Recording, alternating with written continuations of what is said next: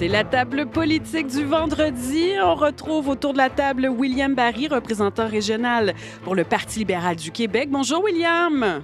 Bonjour. À mes côtés, Guy Leclerc, ex-candidat de Québec solidaire dans Rouyn-Noranda-Témiscamingue. Bonjour à vous. Bonjour. Et pour compléter le trio, Jean-Claude Loranger, ex-président de la Chambre de commerce et d'industrie de Rouyn-Noranda. Bon vendredi, Jean-Claude. Bon vendredi. Alors qu'on avait des sujets, entre autres, économiques à aborder, le premier ministre François Legault qui a présenté lundi, et je mets des guillemets, sa nouvelle vision économique qui s'appuie notamment sur le plan d'Hydro-Québec déposé il y a 2 ans.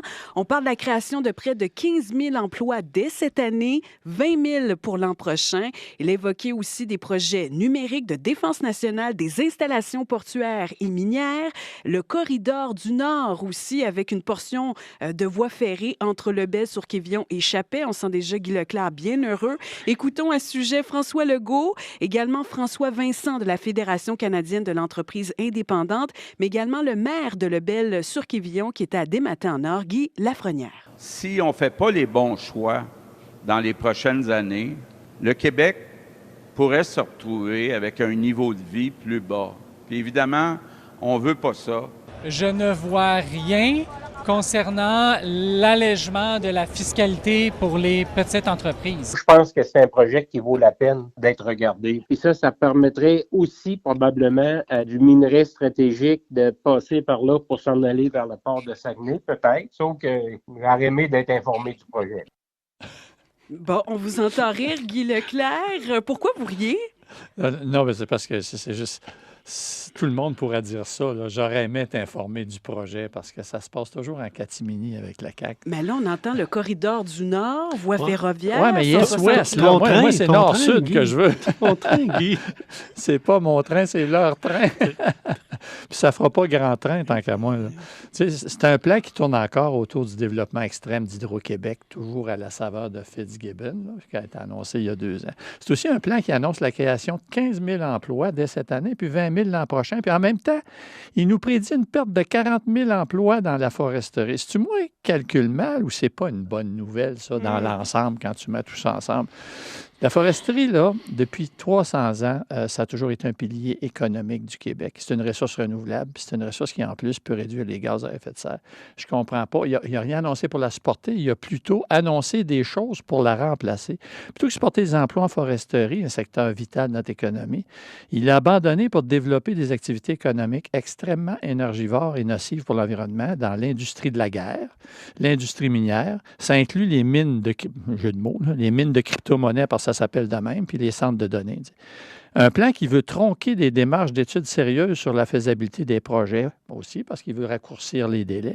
Ça peut rien que nous mener à une multiplication des échecs et des pertes de fonds publics, comme c'est arrivé avec Nordvolt, avec Bombardier, Lyon et j'en passe. Fait que les 40 000 emplois qui perdent... Moi, j'avais 30 000, là, mais... Non, mais c'est entre 30 et 40 000. Là, de toute façon... On va te donner 35. OK, moyenne 35. Fait que finalement, le bilan est à 0. 20 000 plus 15, ça donne 35. Fait que, je vais laisser la parole aux autres. Là, moi, j'entends rien de positif. On entend... il ne pourrait pas avoir de retombées chez nous. Moi, je pense la chose que j'ai entendue positive dans le discours, c'est qu'il va rechercher des marchés différents à l'étranger. Ça, c'est une bonne idée. C'est d'ailleurs ça qu'il devrait faire en foresterie. Il devrait consolider, en fait, re-questionner notre foresterie, parce que c'est peut-être pas bête qu'elle se réduise un peu, consommer notre bois, comme ça a déjà été annoncé, plusieurs intervenants le mentionnent, mettre une réglementation pour qu'on utilise au maximum notre bois dans la construction, puis aussi en réduisant l'exploitation, parce qu'il y a une surcharge sur notre forêt, elle ne se renouvelle pas. Fait que c'est peut-être le moment de faire un petit reset, mais au moins développer des nouveaux marchés puis se sevrer des États-Unis. C'est ça qui est impératif.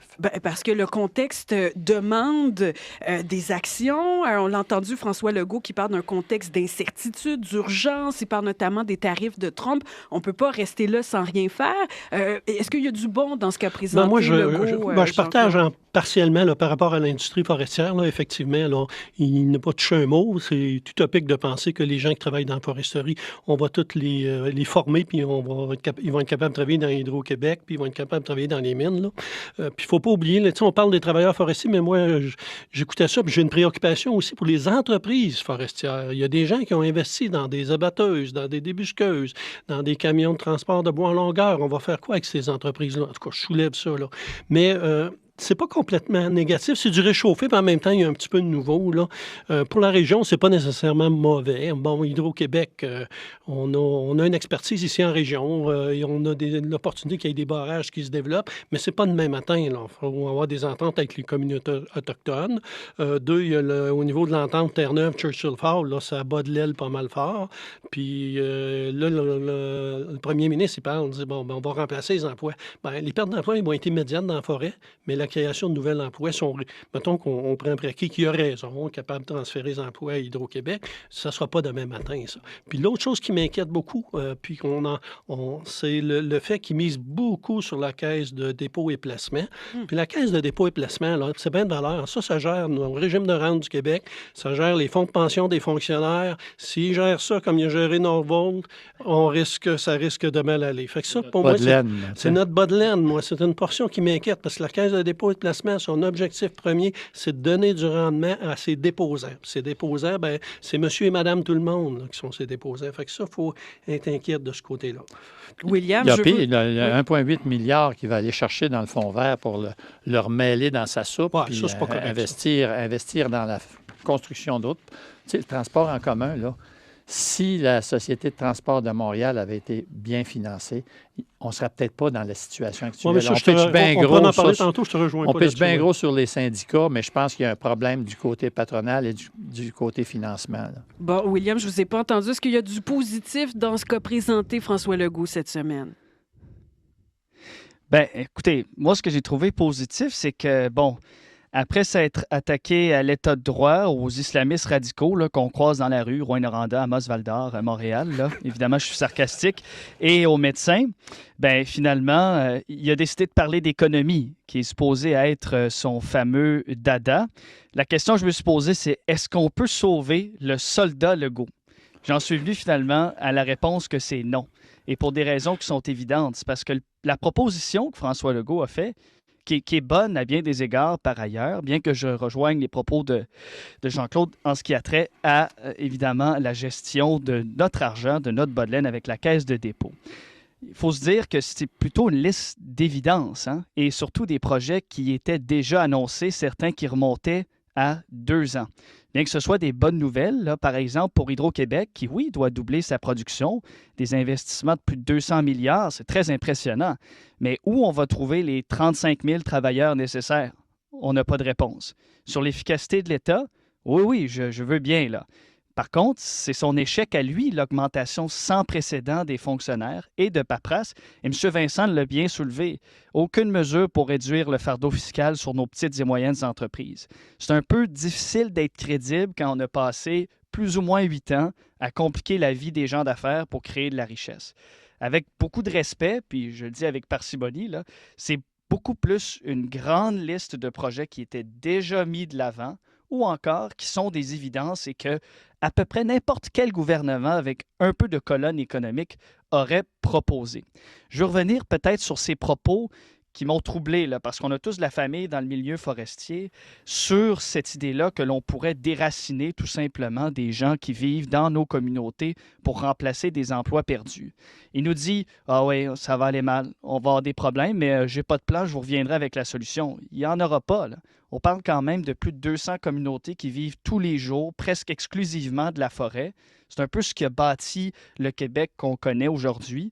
Au lieu de chercher des excuses, bien, il devrait chercher des solutions, sinon chercher la porte de sortie, parce qu'avec un taux d'insatisfaction de 71 %, il n'y a pas vraiment d'autres solutions pour lui. Bon, ben déjà, vous m'amenez sur le deuxième sujet. Visiblement, si ça fait l'objet d'une plateforme électorale, ce que j'entends, c'est que vous adhérez pas nécessairement à cette proposition de la Coalition Avenir Québec. Bien, au niveau de la plateforme électorale, il va falloir attendre de voir les autres plateformes électorales des autres partis. Là.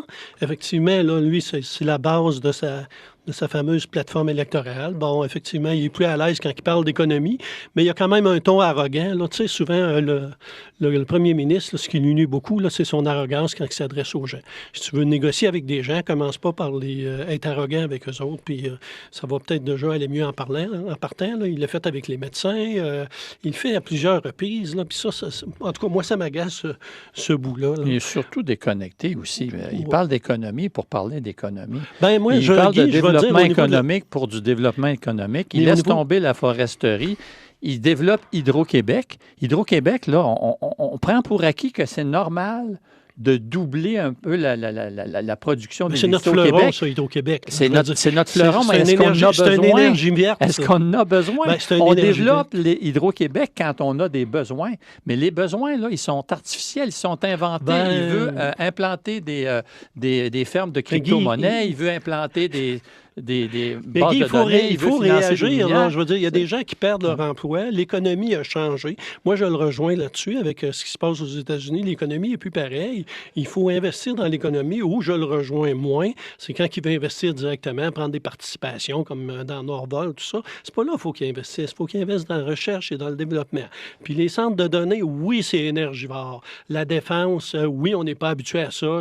On n'a jamais... C'est pas de la défense, c'est de la guerre. Oui, mais d'un autre côté, on a de l'aérospatial. Puis le gouvernement canadien, il s'en va vers ça à cause de ce qui se passe aux États-Unis pour la protection du territoire. Donc, il se colle en partie sur Mark Carney, les orientations, pour dire, bon, lui, il s'en va dans ce sens-là. Moi, je vais me servir d'effet de levier. Je m'en allais à peu près dans le même sens. Je l'écoutais parler aujourd'hui, il était en conférence de presse. Là, il faisait des annonces, puis c'était Mark ici, puis Mark là, puis il donnait sa liste d'épicerie. Tu sais, body, là, comme on dit. Là. En tout cas, moi, j'ai hâte de voir les plateformes électorales des autres partis, là, parce que c'est ça qui va être déterminant. Moi, je dis les plateformes électorales et les équipes qui vont présenter, parce qu'on va se le dire, là, on n'a pas des chefs de parti très inspirants actuellement, là. Tout parti confondu, là, moi, il ne m'inspire pas beaucoup. Ben, justement, parlons de ce sondage. Nous, on a la clé avec Sol. Ben, Beau jeu d'humour, c'est tout.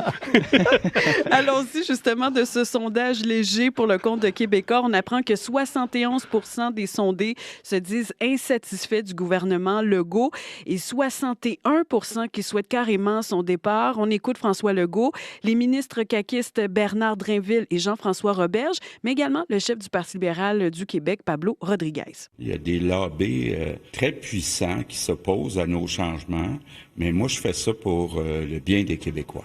C'est pas ni Pablo, ni PSPP qui auront ce courage ou qui ont ce courage. Avec ce qu'on a comme vent contraire en matière d'économie, on a besoin d'un premier ministre économique. Ce qui se dessine, c'est définitivement une lutte à deux entre le Parti libéral du Québec et le Parti québécois, avec des positions très différentes à bien des égards. Ah bon, William, ça se dessine pour être une lutte à deux? Bien, inévitablement, parce que, bon, l'architecte du propre malheur de la Coalition Avenir Québec, c'est son chef et le premier ministre du Québec, malheureusement. Moi, ce qui m'a beaucoup marqué, c'est cette petite, mais quand même, dégringolade de Paul Saint-Pierre Plamondon dans les intentions de vote. Hein. Le 30e anniversaire du référendum nous a montré une chose. Les gens n'en veulent pas vraiment, parce que tout de suite après le 30e anniversaire, où on a commémoré, si c'est ça le terme, bien, on est tombé à plus de 60% contre dans les intentions de vote. Je veux revenir peut-être sur Paul Saint-Pierre Plamondon, qui lui aussi, tout comme s'inspirant de François Legault, joue lui-même les troubles-fêtes pour son propre parti. Eh bien, il a une attitude envers les chroniqueurs, les journalistes et les médias plus largement qui, je pense, lui nuit actuellement. Vous savez, Jean Charest avait une phrase qui, je pense, mérite d'être recitée. Un politicien qui se plaint des médias, c'est un peu comme un poisson qui se plaint de l'eau. Et je pense que Paul Saint-Pierre Plamondon, l'attitude qu'il adopte en ce moment, une attitude très, très saugrenue envers les gens qui, essentiellement, sont en désaccord avec lui, eh bien, ça lui nuit. Puis il faut se rappeler pourquoi Paul Saint-Pierre Plamondon était devenu aussi populaire. Et pendant des semaines, sur vos zones, j'ai moi-même, qui est certainement pas souverainiste, souligné le travail de Paul Saint-Pierre Plamondon parce qu'il était ouvert sur l'autre, ouvert sur le monde, posé. Et maintenant, tout ce qui n'est pas d'accord avec lui ne mérite pas d'avoir la parole. D'un autre côté, on a un Pablo Rodriguez au Parti libéral du Québec, quoi qu'en déplaise à Jean-Claude, qui souhaite rassembler, proposer une vision économique et surtout qui, je pense, représente nécessairement ce que Paul Saint-Pierre Plamondon ne souhaiterait pas voir être premier ministre du Québec. Vous savez, avec les politiques que PSPP mettrait de l'avant comme premier ministre, il y a de fortes chances qu'il n'y en aurait pas de Pablo Rodriguez, qui est par ailleurs un exemple de réussite de notre système d'immigration et certainement un modèle pour beaucoup, beaucoup d'entre nous. Ah, et genre... Go, Jean-Claude. Go. Comment vous voyez ça? Mets ton filtre. Moi là, ce qui me fait peur, c'est que la prochaine campagne électorale, selon moi, là, ça ne sera pas une belle campagne électorale. Pourquoi vous dites ça? Parce que, on va oublier les préoccupations des citoyens, là, les préoccupations premières, puis je le dis souvent ici, là, c'est le coût de la vie, le logement, l'épicerie, les problèmes des soins de santé. Je lisais un article avant d'arriver là, tantôt là, qui disait que c'est en Ontario, mais d'après moi, c'est la même chose au Québec. Le lait maternisé pour les bébés, oui, là, on en a c'est parlé rendu à ici. 100-120 piastres par semaine. Tu dis, ça n'a pas de bon sens. Fait que le gouvernement, les partis politiques, là, ils vont jaser d'indépendance, ils vont s'accuser un et l'autre parce que c'est 5 coqs, là, pour le dire. Là, PSPP, c'est un petit coq. Là, je veux dire, Rodriguez, on le veut aller au fédéral. Quand il était au fédéral par rapport au Québec, c'était pas toujours bien ce qu'il disait des politiciens du Québec. Là, fait que lui, tout, il a un petit côté coq, là, je vais dire ça de même. Ruba Gazal... elle vient pas parler de poule, toi. Non, mais Ruba Gazal est capable, là, tu sais, je veux dire. Puis même, on fait juste à regarder, là, tu sais, tantôt on parlait des partis politiques, puis je le rejoins, là. William, quand il parlait de ceux qui se plaignent qui n'ont pas de visibilité des médias, ben là, Québec solidaire a commencé à sortir là-dessus. Là, je te suis sur Facebook, là, tu transfères des choses, Guy, là, puis on voit ça. Donc, à un moment donné, là, ça va être juste des individus. On va assister à une campagne comme on a assisté un petit peu au fédéral, là, et ça, c'est dommageable parce qu'on ne touchera pas les vrais problèmes, puis on va se retrouver après les élections, puis ça va probablement être un gouvernement minoritaire quand tu regardes ça, parce que le Parti conservateur va prendre un peu pas mal de place. Là. Je pense pas qu'ils viennent... d'après moi, ça va être PQ, libéraux, puis Parti conservateur en arrière, puis Québec solidaire, dernier rang. Là. La CAQ, elle va mordre la poussière. Mais tu sais, ça sera pas beau comme campagne. C'est pas ça qu'on veut. On veut que les gens adressent les vrais problèmes. On a vu quelqu'un à New York qui a adressé les problèmes. Peut-être mal adressé, là, mais il a quand même touché le fond de quelque chose. En même temps, j'entendais Solzhenitsyn au cours du week-end qui voulait inspirer le rêve. Est-ce que QS qui pourrait présenter d'une certaine façon les préoccupations évoquées par Jean-Claude, ou on va être encore dans un débat d'idées et d'idéologie de parti, Guy? Je vais faire un crochet avec ce que Jean-Claude a dit, puis ça m'inquiète un peu aussi parce qu'actuellement, on vit tout le temps sur les médias la cristallisation des opinions. Fait que on ne peut pas y échapper. Les gens sont assez agressifs sur leur position souvent. Donc, ça se peut qu'on vive un peu ça, tu sais. Une piste, là. Tu sais, les gens... Oui, c'est décomplexé. Ça les inspire. Ils ne sont pas inspirés, mais ça les inspire. Maintenant, c'est quand même curieux, tu sais. Québec solidaire, quand il ne parle pas de souveraineté parce qu'il parle de tous les autres dossiers, il se fait critiquer de ne pas être assez souverainiste. Puis là, on ne veut pas que ce soit un débat souverainiste, mais je pense qu'il va falloir en parler. Oui, il faut en parler. Mais il va falloir en parler ensemble parce qu'actuellement, en parler en adulte. On est à 30 comme Jean-Claude l'a dit. Puis il doit y avoir beaucoup de sensibilisation pour passer en haut de 50 L'avantage d'avoir deux partis qui supportent cette solution-là, c'est que c'est quand même deux discours. Il ne faudrait pas qu'ils chicanent. Non, c'est ça, ta souveraineté est plus grosse que la mienne. Là. C'est ça qu'on entend. D'ailleurs, on a un extrait pour vous. William, il est bien content quand il entend ça, lui. Justement, on écoute à cet effet Ruba Gazal suivi de Paul Saint-Pierre Plamondon. J'entends Paul Saint-Pierre Plamondon parler d'immigration et je vois se bâtir un camp du oui qui exclut. Un camp du oui, mais renfermé sur lui-même. On s'adresse à l'intelligence de tous les Québécois, peu importe leurs origines. Mais en désespoir de cause, certains partis tentent de créer un climat de peur dans le but d'extirper un petit profit politique. Et c'est vraiment désolant, c'est honteux. On entend le ton? J'ai pas ça entendre William. Oui. Écoutez, William. Vas-y, William. Je vais finir ma bouchée de popcorn, ce sera pas long. Parce que... Écoutez, je vous dis, c'est fascinant, là. Pas besoin d'un scénario politique pour combattre l'indépendance. Les deux partis qui doivent la mettre de l'avant se combattent eux-mêmes. Et je trouve ça désolant, d'un point de vue personnel, je trouve ça désolant parce que, effectivement, ce que Mme Gazal dit, c'est vrai. Et moi, j'irais plus loin. PSPP, s'il était réellement brillant politiquement là, et pas populiste, ben, il ouvrirait les bras très, très, très grands et il serait très positif dans sa vision du souverainisme, ce que je pense Guy met de l'avant aussi à sa façon. Et le message qui était très porteur de Mme Ghazal et celui de Zanetti aussi, eh bien, c'est que pour réussir à faire l'indépendance, il faut certainement rallier tout le monde. Et la preuve, elle est dans le sondage. Le discours de PSPP, qui est très exclusiviste, eh bien, ça ne marche pas. Et les Québécois, surtout les jeunes Québécois, en veulent pas. Une fois que c'est dit, il va falloir faire des pas en avant. Puis les Québécois, d'abord, ce n'est pas les partis politiques qui vont la faire, l'indépendance, c'est les Québécois. On s'entend. Il faut revenir à ça, là. Un parti politique ne peut pas décider de ce que va être le Québec indépendant. D'où le scénario de Québec solidaire de faire une constituante avant un référendum pour informer, pour que les gens sachent sur quoi ils vont voter. Il faut vraiment dépeindre ça, puis il faut que ce soit fait par une assemblée indépendante des partis politiques. Je ne vais pas dire que tout le monde va être politisé là-dessus, on s'entend que tout le monde a une allégeance, mais une diversité le plus large possible. Mais il faudrait qu'ils commencent par s'entendre avec le Parti québécois, avoir la même vision. Là, non, mais ce ne sera pas... Il n'y aura pas de députés, puis il n'y aura pas d'élus cette assemblée-là. Tu sais, la CAQ, là, le Parti québécois, là, ils vont parler tantôt de constitution québécoise.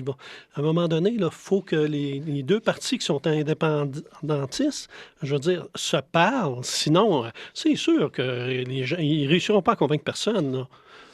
Bien, c'est parce qu'il faut qu'ils parlent aux Québécois. Faut, je veux dire, entre toi et moi, là, je veux dire, si tu fais une assemblée indépendante, bien, c'est toutes les partis qui vont être dedans. Sauf qu'on est tanné de ça, qu'on stigmatise les gens. Puis je disais autre chose. Là.